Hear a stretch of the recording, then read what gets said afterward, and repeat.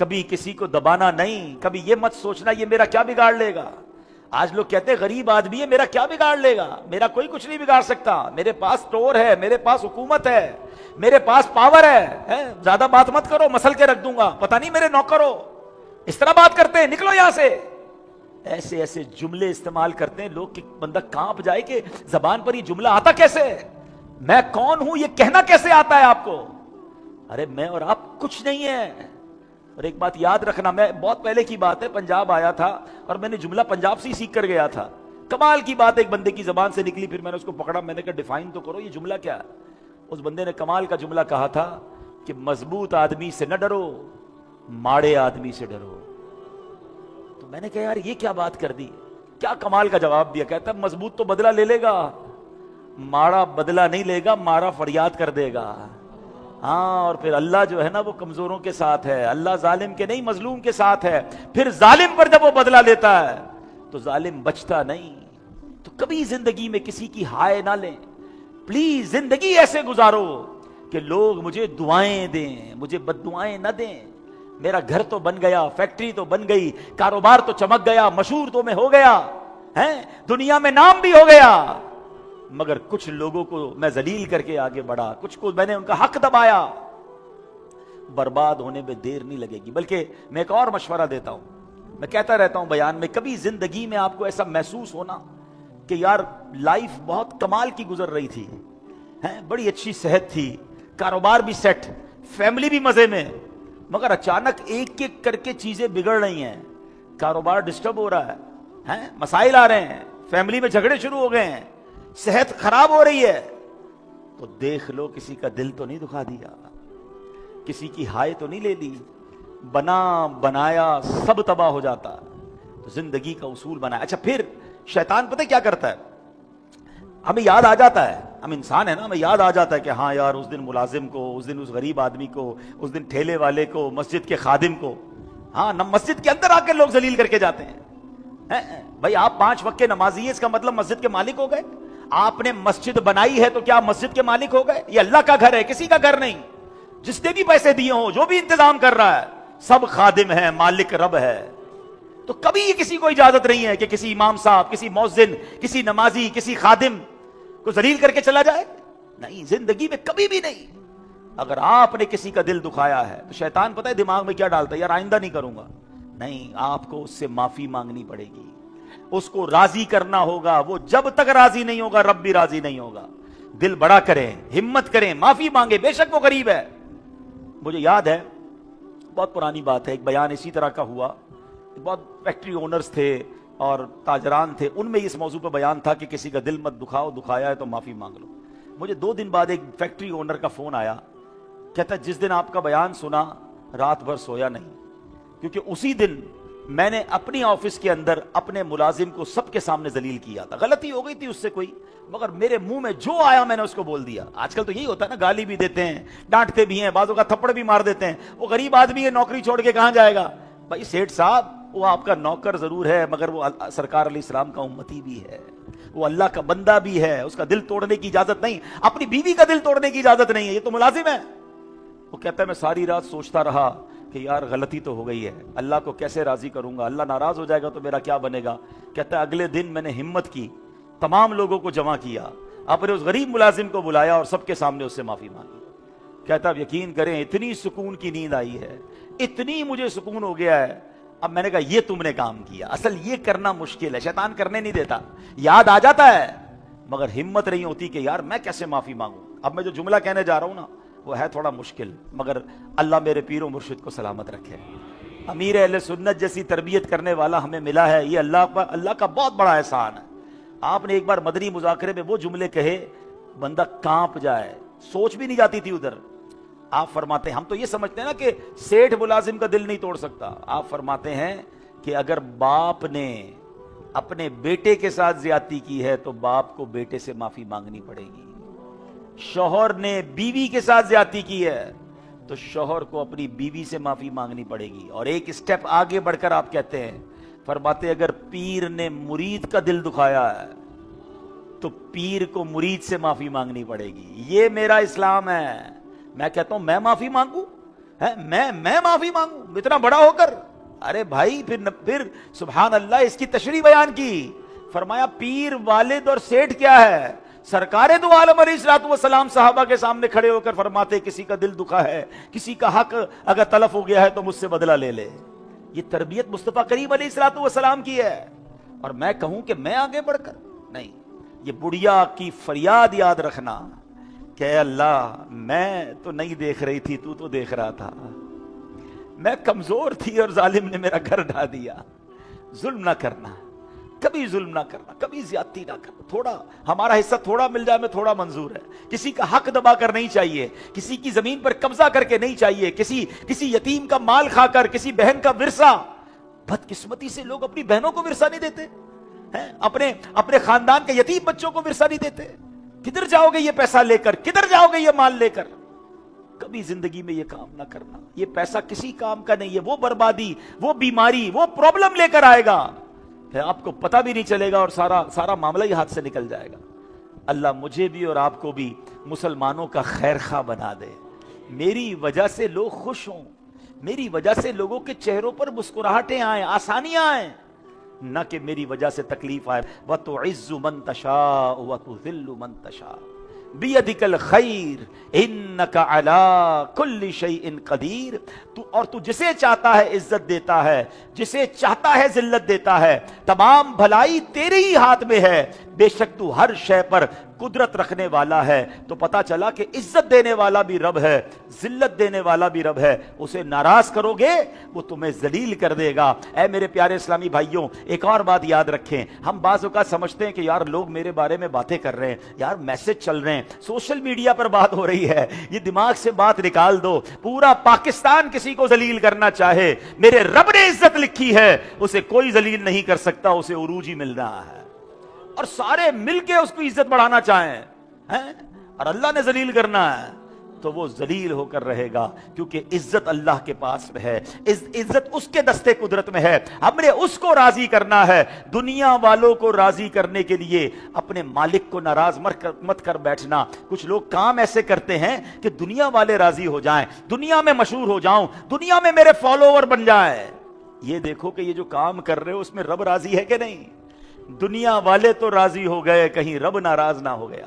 اصل میں ایک اور فینومینا، ایک اور بات سمجھ کے جائیے، عزت اور ہے، شہرت اور ہے، یہ بات سمجھ جائیے۔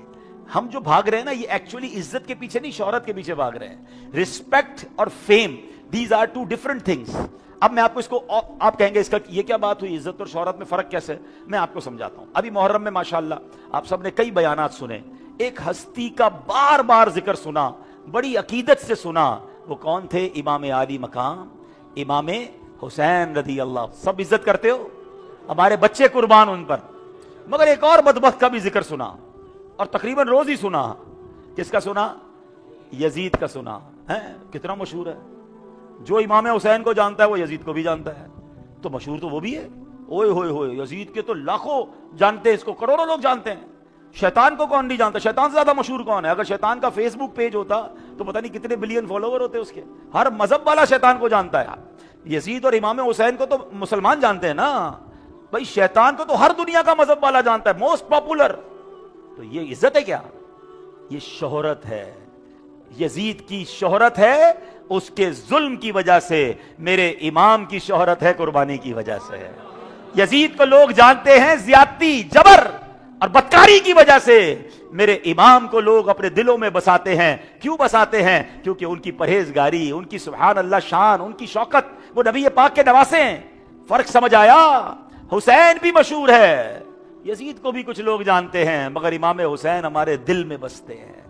تو زندگی کا اصول بنا لیں کہ شہرت نہیں، ہمیں عزت چاہیے۔ ہاں دنیا ساری جانے اور رب ناراض ہو، کیا کرنا ہے اس عزت کا؟ ہاں اللہ راضی ہونا چاہیے، اللہ کے حبیب علیہ الصلوۃ والسلام راضی ہونے چاہیے۔ میں جناب اتنا مشہور، مجھے جناب پوری دنیا جانتی ہے۔ حضرت آپ کے گناہوں کی وجہ سے، آپ کی خطاؤں کی وجہ سے، آپ کی برائیوں کی وجہ سے آپ کو جانتی ہے، نہیں۔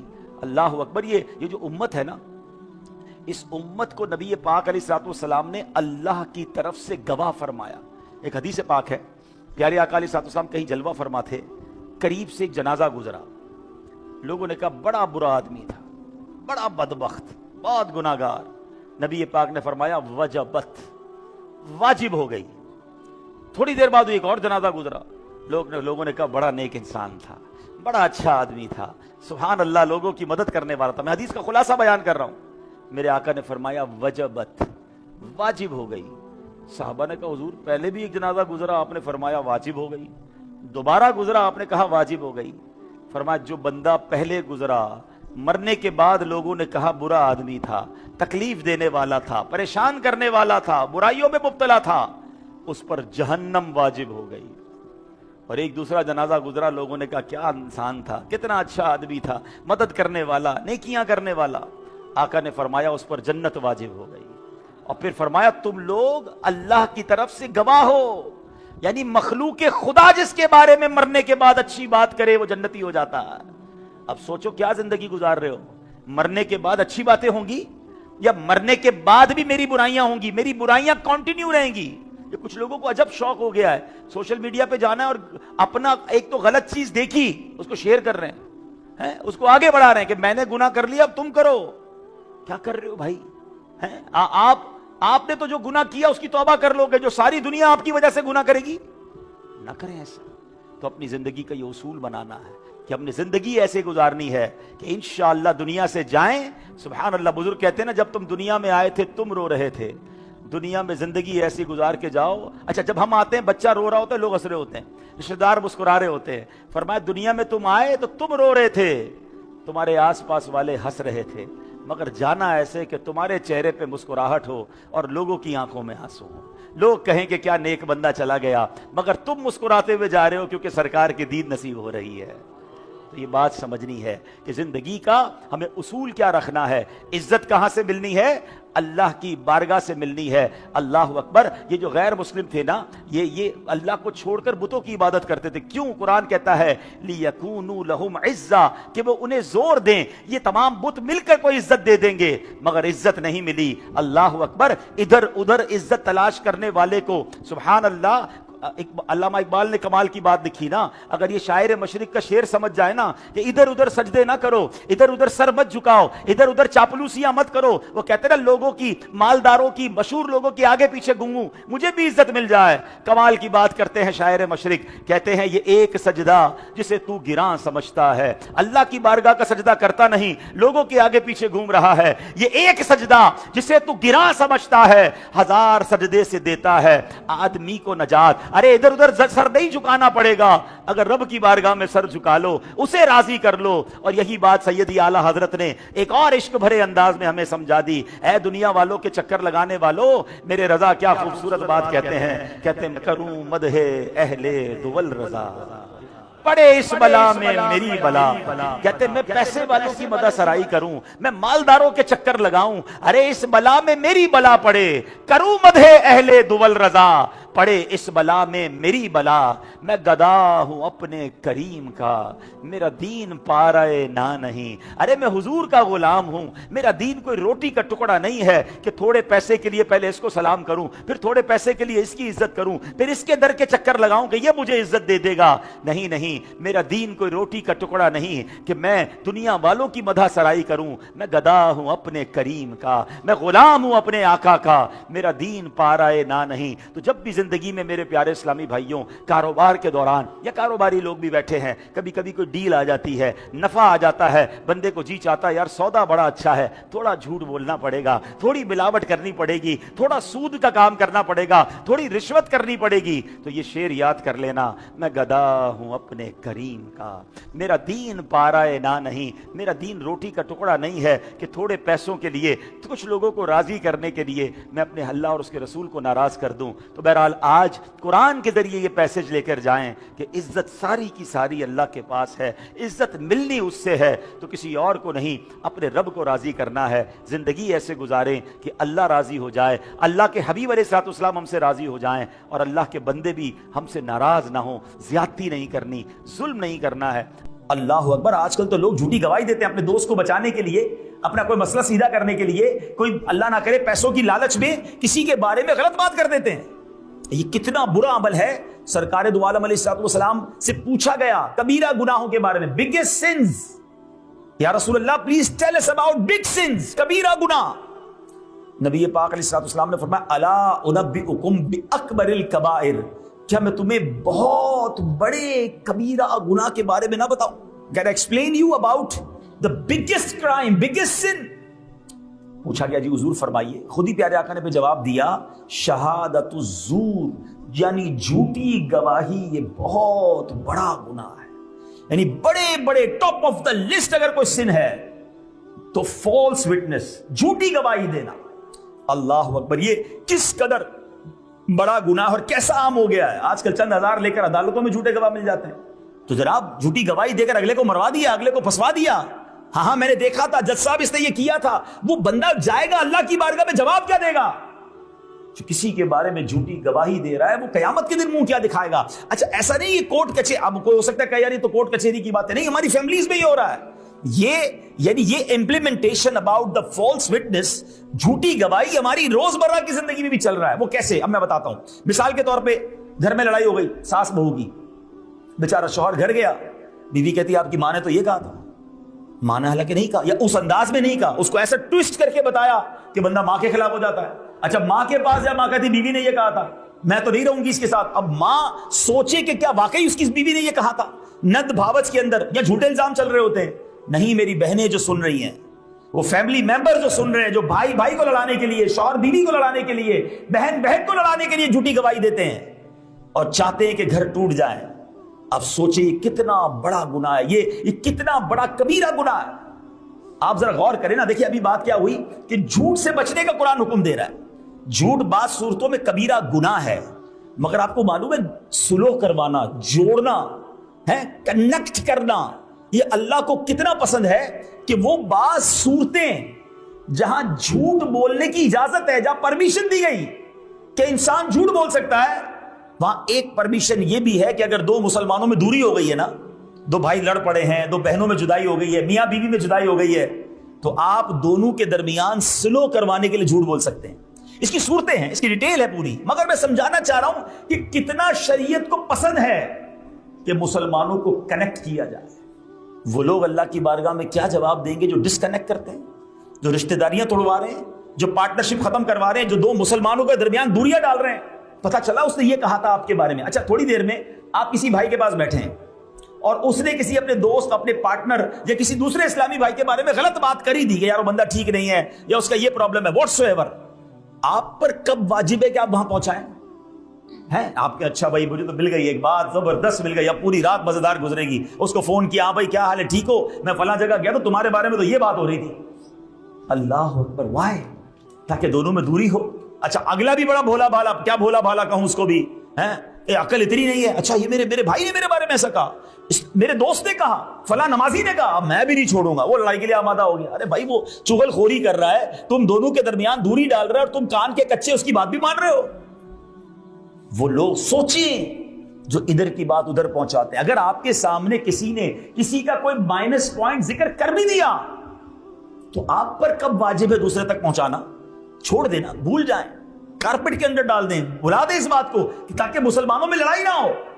اللہ اکبر. اے میرے پیارے اسلامی بھائیوں, کاش یہ بات سمجھ آ جائے کہ نہ فیملی میں جھوٹی بات کرنی ہے, نہ دوستوں میں جھوٹی بات کرنی ہے, نہ عدالت میں جھوٹی گواہی دینی ہے, کیونکہ آنکھ, کان اور دل کے بارے میں کوسچن ہونا ہے. Everybody must think about it کہ میری آنکھ کیا کرتی ہے, how I will answer on the day of judgement, about my eyes, about my ears and about my heart. سارا دن رانگ غلط چیزیں سوچ رہے ہیں, دیکھ رہے ہیں اور کہہ رہے ہیں جناب کیسے جواب دو گے. مجھے تو عشق والی بات یاد گئی کہ یہ آنکھیں, یہ دل اور یہ زبان بنائی کیوں ہے اللہ نے. ہاں you know for what Allah created this. ہاں پنجابی شاعر کمال کی بات لکھتے ہیں, دل یاد لئی بنایا ہے تعریف لئی زبان, دل یاد لئی بنایا ہے تعریف لئی زبان, اکھیاں بنائیاں سونے دے دیدار واسطے, اکھیاں بنائیاں سونے دے دیدار. تو اللہ نے زبان تو اپنی یاد کے لیے بنائی ہے، اپنے ذکر کے لیے بنائی، آنکھیں محبوب کے دیدار کے لیے بنائی، دل اللہ نے اپنی یاد کے لیے بنایا. اور ہمارا دل کیا سوچ رہا ہے؟ اس کو کب اس کا بڑا غرق کیسے ہو جائے، یہ پیچھے کیسے ہو جائے، اس کا کاروبار ڈاؤن کیسے ہو جائے، اس کی فیملی کیسے ٹوٹ جائے، یہ نیچے ہو جائے، میں اوپر ہو جاؤں. وائی؟ کسی کا برا چاہنے سے آپ برا کر نہیں سکتے، اپنا ہی برا ہو رہا ہے. ہاں، کوئی اس دنیا میں ایسا نہیں کہ جو کسی کو نیچا دکھا کر خود اونچا ہو جائے گا، نیچا دکھا بھی نہیں سکتا. ایک بات اور یاد کر لیں، سارا ہیملٹن، سارا ٹورنٹو، بلکہ سارا کینیڈا مل جائے نا اور کسی ایک کو نیچا دکھانے کی کوشش کرے، اور اللہ نے اس کے مقدر میں عروج لکھا ہے، اس کو دنیا میں کوئی نیچا نہیں کر سکتا. وَتُعِزُّ مَن تَشَاءُ وَتُذِلُّ مَن تَشَاءُ بِيَدِكَ الْخَيْرُ. اس کا عروج ہونا ہے، اور ہم سارے مل کے کسی کو اٹھانا شروع کر دیں نا، اور کسی کے مقدر میں عروج نہیں، ذلت ہے، اس کو ذلت سے کوئی نہیں روک سکتا. تو کسی کا نیگیٹو نہ سوچیں. اور یہاں بعض اوقات دوستوں کو دوستی نبھانے کے لیے، یار ساڈا گرائی ہے، اپنے گاؤں دا ہے، اب اس کی بات تو کرنی پڑے گی، اس کے لیے جھوٹی گواہی دے دی، ہاں یہ صحیح کہہ رہا ہے، حالانکہ آپ تھے ہی نہیں ادھر. کہ کتنا بڑا گناہ ہے. سرکار دو عالم علیہ السلام فرماتے ہیں، ابن ماجہ کی حدیث، لن تزول قدم شاہد الزوری حتی یوجب اللہ لہ النار. جھوٹے گواہ کے قدم ہٹنے بھی نہ پائیں گے، اللہ پاک اس کے لیے جہنم واجب